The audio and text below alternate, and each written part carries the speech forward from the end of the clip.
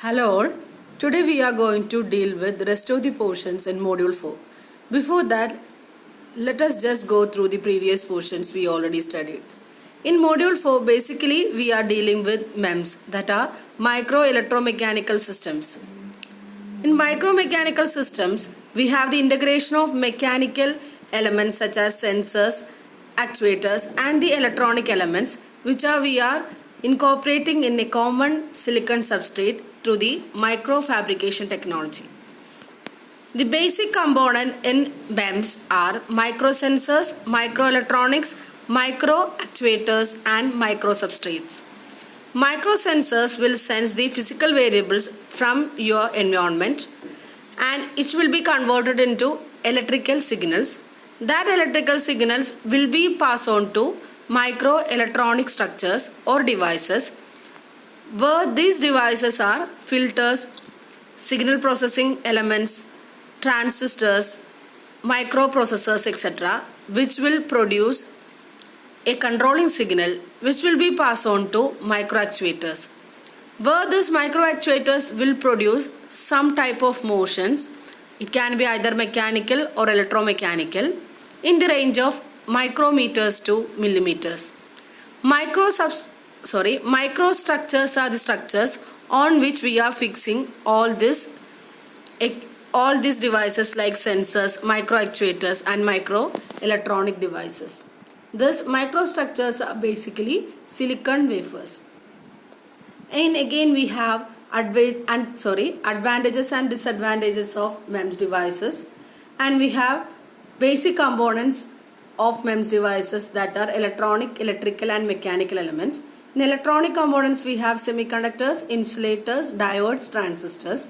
In mechanical components we have gears, bearings, diaphragms, plates, etc. In electrical components again we have conductors, resistors, capacitors and inductors.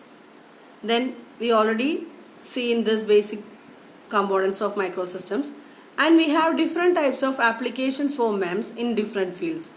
The major fields in which we are applying MEMS are automotive fields, electronics field, medical field, communication field and defense field. Now we are moving on to today's topic, that is MEMS as a microactuator. Basically a microactuator have two basic blocks. One is transduction unit, another one is microactuating unit. Transduction unit will get an input from your controlling unit, that is microelectronic unit. Obviously the output from microelectronic unit will be electrical in nature, but microactuator cannot dictate this electrical signal. So the transduction unit in microactuator will convert this electrical signal into a variable which can be dictated by microactuating element. Then output of transduction unit will be given to microactuating unit. Microactuating unit will produce an output action depending upon its input. For the working of entire system we have an external power supply. Now microactuators are basically device which will produce some mechanical motion. These microactuators will be light in weight and conformable, then precision devices. We have different classifications for microactuators that are based on type of output energy released, on the way output energy released, and one more is that is the input energy we are using. Now how these actuators are acting as transducer. We are giving an input energy to the actuator. The output energy will be basically different types, that are commonly mechanical, optical, radiation, acoustic and different types of fields. Again we have different types of actuators based on their different output energies. If an actuator is producing a mechanical output, that are known as mechanical actuators. Examples are motors, engines, pumps. Then acoustic actuators are that will produce sound as output. Then optical actuators are that will produce light as output. Example LED, solid state lasers. Then other type of actuators are radiational actuators and field actuators. Then if an actuator is mechanical, will give an input energy, output energy will be motion, that can be a force or torque, then resonance, oscillations, or some type of deformations like we are compressing or we are elaborating that thing. Then different types of microactuators based on the input energy we are using, that are electrostatic, electromagnet based, thermal, chemical, piezoelectric, shape of memory alloy that we already studied in module 5, smart material based, light induced, and biological. Now we are moving into the applications of actuators. We have different types of micro mirrors that we can use to scan the laser beams. Then we have different types of actuators which will be using for the printing applications. Then again there are micro actuators which we can use to drive the cutting tools which we are using for the microsurgical applications. And we have different actuators which will drive the micro pumps which we are using for the fluid or gas transportation. Then again actuators are there which will